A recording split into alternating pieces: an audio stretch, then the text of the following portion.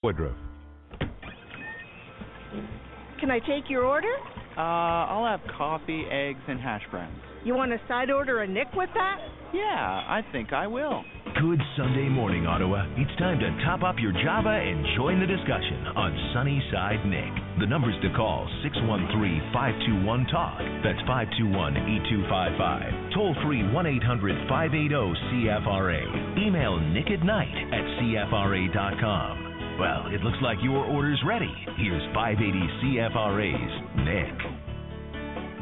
Good afternoon, everybody. Welcome back to the Sunnyside Nick Show. I want to welcome to the show Mr. Howard Galganoff. Good morning, Howard. Morning. How are you? It's a pleasure to talk to you again. Yes, thank you, and it's a pleasure to be speaking with you again.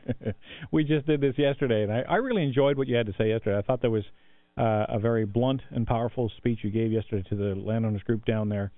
But I wanted to give people a chance to get to know you a little bit. Give us a little bit of your background, who you are, where you come from, that kind of thing. Born and raised in Montreal. My folks are born and raised in Montreal. We were on the poor side of the street, but we understood from the youngest of age that we had to work for whatever we wanted to get. We understood values. We understood that we had obligations on ourselves, and we also understood that we weren't entitled to anything. And that was a foundation that my two sisters and I grew up with. We went on over the years and built a business for ourselves. My wife and myself, we own a national advertising agency. Nothing has been easy. We've worked very hard for whatever we have. And in 2000, we moved from Saint-Lazare, Quebec, which is a bedroom community just slightly northwest of Montreal. We moved to Alexandria, Ontario, so we've lived now in Ontario for 9 years. We left Quebec because all the principles that we were raised to support and stand for no longer apply in the province or the nation of Quebec. We left Quebec because we found that it was just the wrong place for people who care about freedoms that are guaranteed through our Canadian Charter of Rights and Freedoms, that they don't apply in Quebec. We left Quebec because it's a something-for-nothing province where everyone seems to have their hand out and looking to the few people who work very hard to finance all the people who don't want to work at all. And this applies to the attitude that the province or the nation of Quebec seems to have for the rest of Canada as well. We left Quebec because we didn't want to live with language laws anymore that made English-speaking people and ethnics and minorities in general invisible, giving them literally half the rights that the French majority have, even though the English-speaking community has made unbelievable contributions to the province of Quebec. Again, I correct myself, the nation of Quebec. We left Quebec because we took a stand after the 1995 referendum.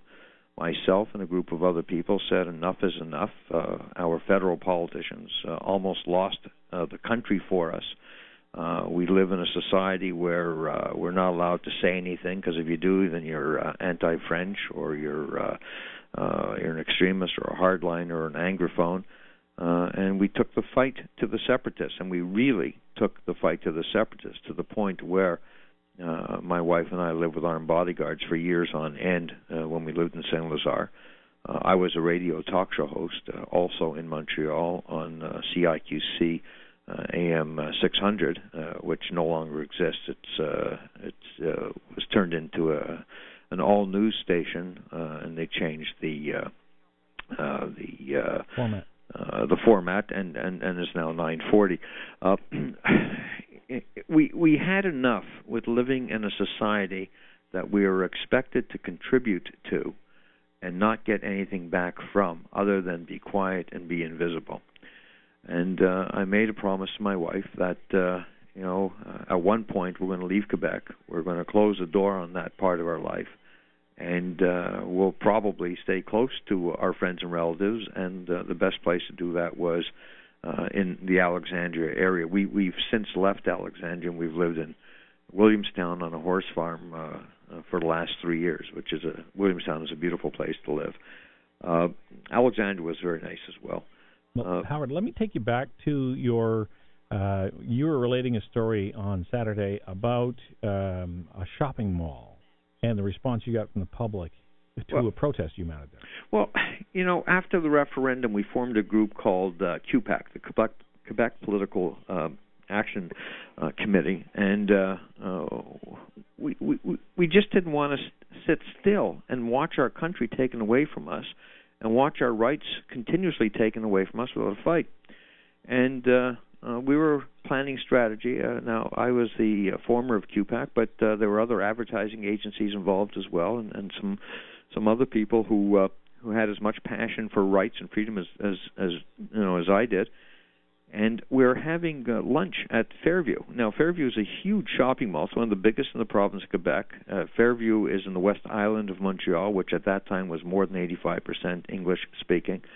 And as we're having lunch and just chatting, we noticed there wasn't one English sign in this massive upscale shopping center. Not one English sign. Even though the law says in Quebec that you can have English as long as it's half the size or half as many, which is repugnant anyways. And we said, this can't stand. And we decided that we're going to make our stand right there at Fairview. We're going to draw our line in the sand, and we're going to say enough is enough, and we'll close down the whole shopping mall if we have to, and we'll shut down stores one at a time until they start putting up English signs as the law allowed. We didn't ask them to break the law. We just asked them to comply with the law. The law doesn't say you have to have English signs, but it doesn't say you can't either. And so we decided to go at them, and it scared the hell out of the management of Fairview, and they tried to block any kind of protest and demonstration that we were planning. But we went ahead with it anyways, and the group of us who organized this said, look, maybe we can get a couple of dozen people down there. Maybe we made ourselves placards and posters and the such. And we said if we really station ourselves just so, we won't look like just a small group of people and for the cameras or the media that might show up. And we tried to promote it on radio and in print and on television, and the media caught on to it. So when we showed up on April the 18th, so we're looking at 13 years ago yesterday, when we showed up on April the 18th at the parking lot in Fairview, hoping that we're going to get a dozen or a couple of dozen people, and we're counting amongst ourselves, our wives and friends and relatives who we can convince to come. Imagine our surprise when over 7,500 people showed up. Wow. It terrified the shopping mall managers. It terrified the store managers in the mall. It's incredible. The Journal de Montréal asked me, and I speak French, by the way, so it's not a matter of language with me. The manager, the Journal de Montréal said, what do you think, 500 people? I looked at this guy. This is a live interview with the Journal de Montréal and the French cameras. And I looked at this guy, I looked at the French cameras. I didn't even respond. I just walked away. I walked away, and they're like, and this is all done live via satellite. All they saw was my back. I just walked away. And this sea of people. Then we looked at the Montreal Gazette, and they said, maybe 1,500 people showed up. But I was speaking with the police, and they said we decided to close the access ramps off the Trans-Canada after we had about 5,000 people. And the police counted all the parking spaces in the mall that we occupied, and they figured out how many people could stand in each parking space. Uh-huh. And when you multiply the amount of people who can stand in each parking space comfortably by the amount of parking spaces, you come up with a number. Well, the people weren't standing comfortably in those parking spaces. They were jammed. So it was enormous. We also had another demonstration on Parliament Hill on June the 9th, same year, and we had over 16,000 people show up. And this was because, as far as I'm concerned, the problem with Quebec isn't in Quebec. The problem is in Ottawa. It has always been in Ottawa. Ottawa could have put an end to Bill 101 the moment it was passed. The Prime Minister has the right of disallowance. Well, Howard, I'm going to hold you there because I want to get more into detail with you about bilingualism in general and hear more of this story when we get back here on the Sunnyside Nick Show. 521-8255. Stick around, folks. There's more to come right after this.